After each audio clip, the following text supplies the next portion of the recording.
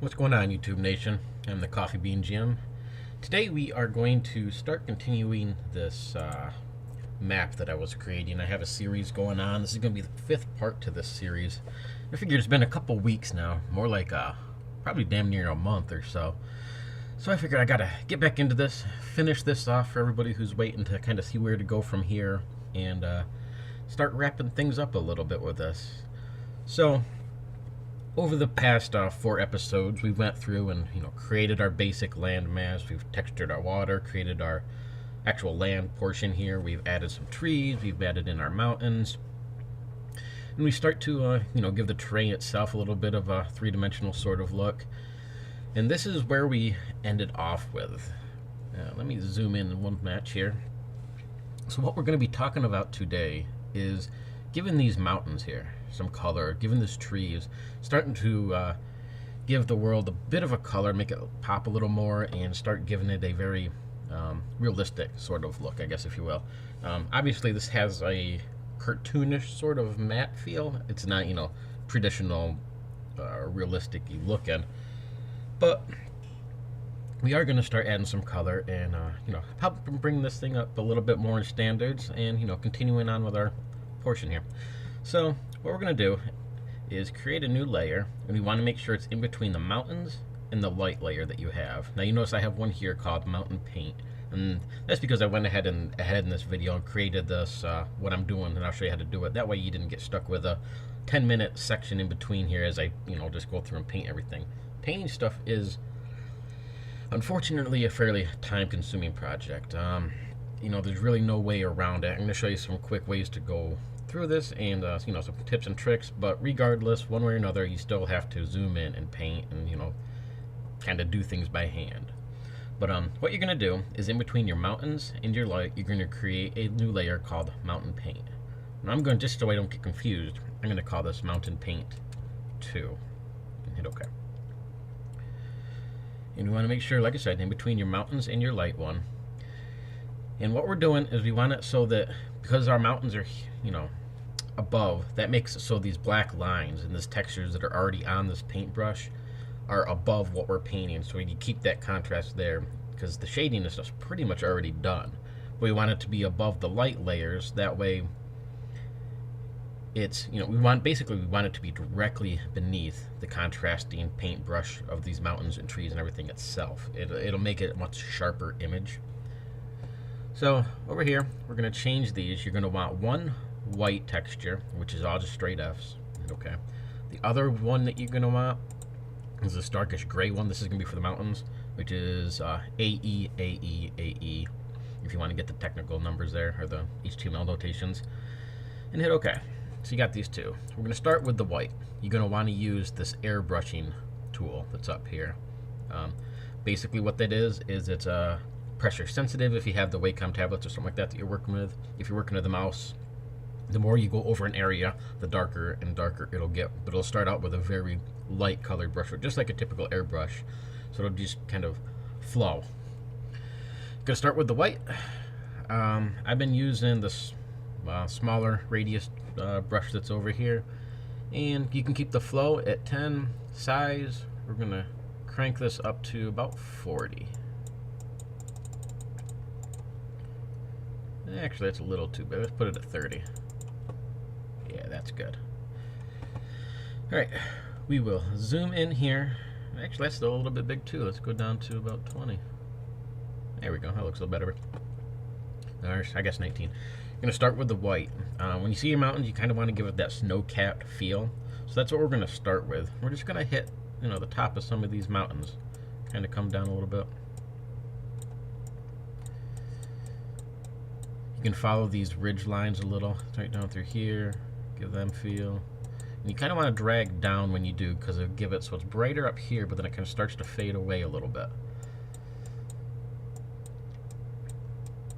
Now I'm just using my mouse for this, so you can probably hear me clicking, but this will give you a sort of a dragged white capish sort of mountains feel. We're going to be doing this a couple different times. Let's drag this one down here a little bit. And keep going. Now this is why it takes so long. You know, I wish there was a easier, quicker way, and I mean, you really could just kind of drag your mouse or your paint or your airbrush tool along the top and give it, but it's really worth your time to kind of go through and do this a little bit. If you get little mess ups like I did here, don't worry about it. You don't have to be exact at this moment. Follow this ridge line down, pull this down a little bit. Give these a little pull down. I guess, you know, in the way of Bob Ross, we can make some happy little mountains here. Again, just keep pulling down. And I'm only going to do this mountain ridge here to give you an idea of how I'm doing stuff. And then I'll just kind of fast forward. Not even fast forward, I'll just show up my other mountain thing here to give you an idea of what everything will look like when we're done. But you're going to be doing the same basic technique all the way down through all of your mountains and stuff. So there's our basic. Okay, we white tipped all of these mountains, give them a little bit of a whitish snow-capped feel. Now we're going to swap over to our gray. And from here we're going to do the same exact thing, but we're just going to pull down all the way through, down to the edge of these mountains at the bottom. And as before, you don't have to be exact or anything. You're going to fix everything up in the end. You don't want to just hold your mouse in and just color though, because it'll make darker areas and it'll become very uneven looking. You're going to want to, you know, start up here and click and bring your mouse down. You can see some of the green still showing through. That's okay right at this moment. We're going to be going over stuff again a little more. And when you do it, don't forget to do the other side as well. Again, just kind of click it, drag it down. You notice each time I go over it, some more of that green will start disappearing.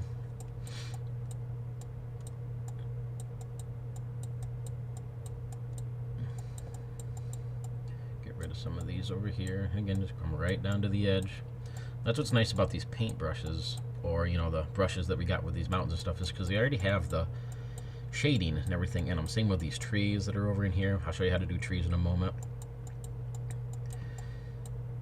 So really, you don't have to try and do your own shading and colorizing and stuff like that. We're still going to do a little bit. We will pick up a couple more colors and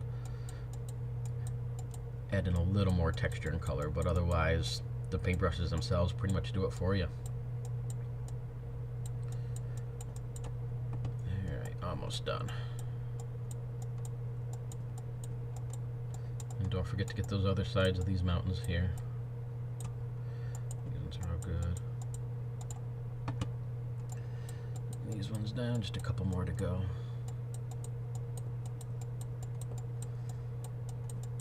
Probably could have done a smaller mountain range for you guys, so you didn't have to sit around and listen to me blabber, but oh well. Too late now. Alright. So this is our basic mountains we're coming through. Okay. We're going to go back over. We're going to grab this white again. We're going to bring this size down to about 10. And once again, we're going to hit all these mountain tips. A little bit more finer this time though. Feel free to follow these ridges on the underside of them because the lights are coming through on there. Again, kind of give that a little bit. And then these right-hand side of these mountains where it's shaded, you can go over with white because there's already, again, our shading is already there. So when you go over it with white, it still has that darker feel. This is going to bring out your textures and these dark lines, the shading that's there, it'll bring those out more. Just give these higher ones a lot more brighter at the top, you know, because they're a little bit higher up, more snow, make them a little more noticeable. And the same thing here. Bring this down. Let's color in this side a little bit more.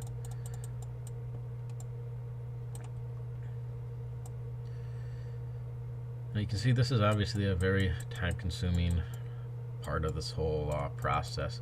On the bright side, I did pick one of the largest mountain ranges on this whole map to do this for, so you're kind of stuck watching me take a little bit longer than I would have liked. I should have picked a smaller one.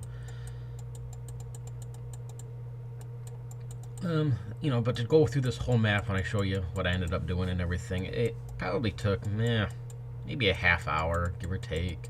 So it's not really that bad, as long as you have the time to do it. And To be fully honest, it's kind of a soothing, just a relaxing sort of thing to go through and do this. Let's get this. So this is another nice high one, so we're going to put a little more snow on this one. Bring that down. And, you know, this is another high one right here too.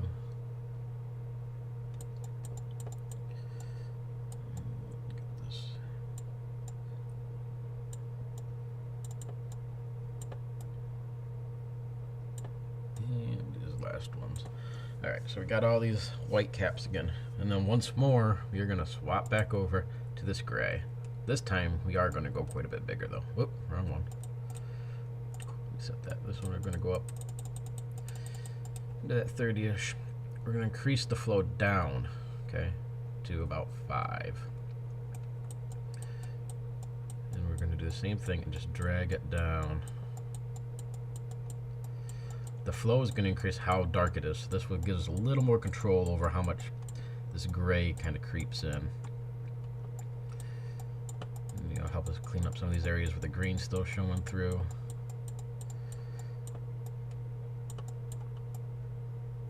And notice I'm only doing pretty much this side of the mountain. I don't have to worry about these other sides because they're already the textured. Everything's already in there. Shading's already done. These ones down here a little more. Basically what I'm going through now is just trying to get rid of some of those green areas that are still left, that are still shining through. Alright, there's one right there. Get that one out of there. That out of there. Alright, so with that done, you can still see still a little bit more green in there, but that's alright. We're going to swap one last time over to the white. Again, just gonna drag that down on each side just a little bit. This is gonna lighten it up. You want to go from the top down. Is, you know, when we're looking at this up, since this map is sort of an aerial view of this landmass, whatever. Higher point, it is also snow, so obviously we want that, but it's also the higher point where the light is hitting. And as you go down deeper into the valley, there's less light. So that's also why we're dragging this down. That way, because if I was to put white down here and just out of, you know, just to give you an example, then it starts to get too bright and it looks very awkward. So I'm going to get rid of that and just keep just doing the tips, dragging those whites down. Again, I'm not worrying too much about the right hand side. If you happen to see any greens like I did right here, then feel free to hit them, but otherwise just keep on going all the way right down through this mountain range. Touch these up a little bit. Get rid of those green bits that are still left in there. Quite a bit of green right there and here. Looks like I slacked off a little bit down here at the end.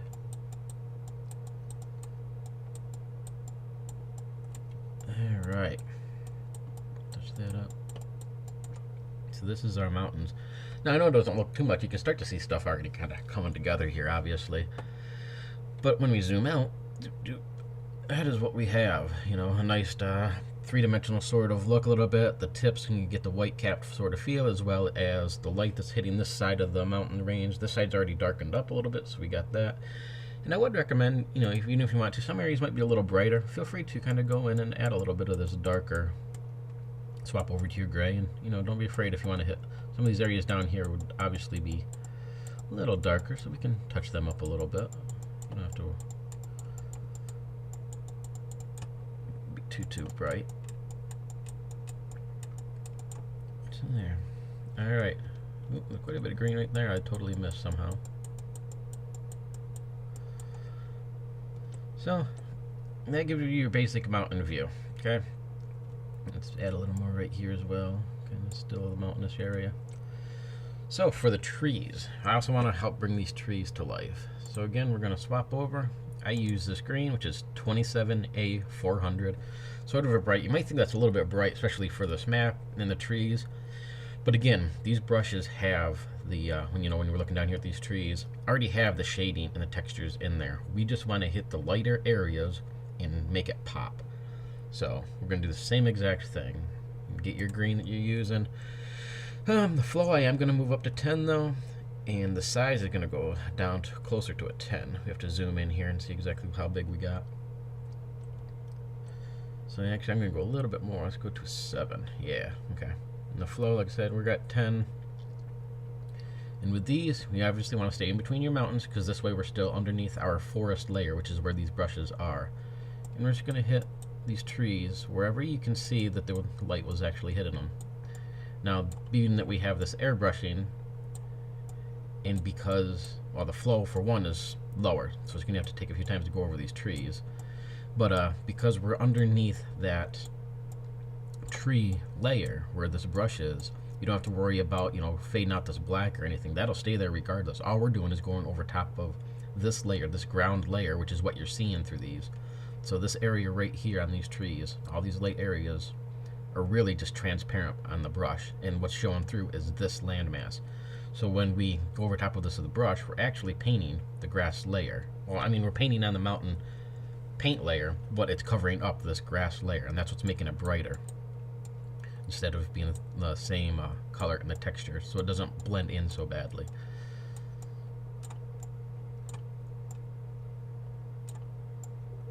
So keep coming over top of these. When I zoom out, you'll notice these two, how much this made it pop out. Let's swap over to this side and do this little batch of trees right here. And then we'll call it pretty good.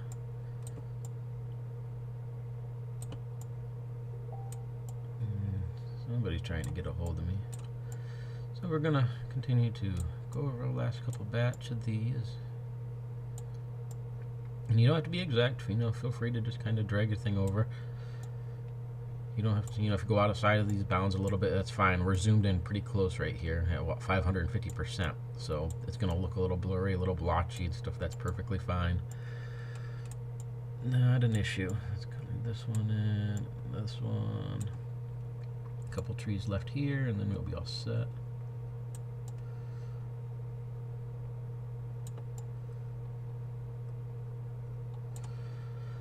Alright. Last little touches here. Is that it? Yeah. Oh, there's a couple here.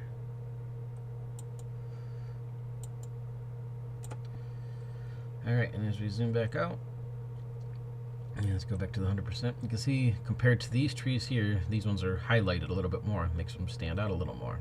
Even just up in here, this little bit. What really works is when you get these big batches of trees, like over in here, as you'll see in my other map when I refresh it up in here, this little jungly sort of area that's up here. I actually, when I went through and did this area, I went over them a couple times to make them even brighter than what I did down here. You could even change your green to be a little bit of a brighter color.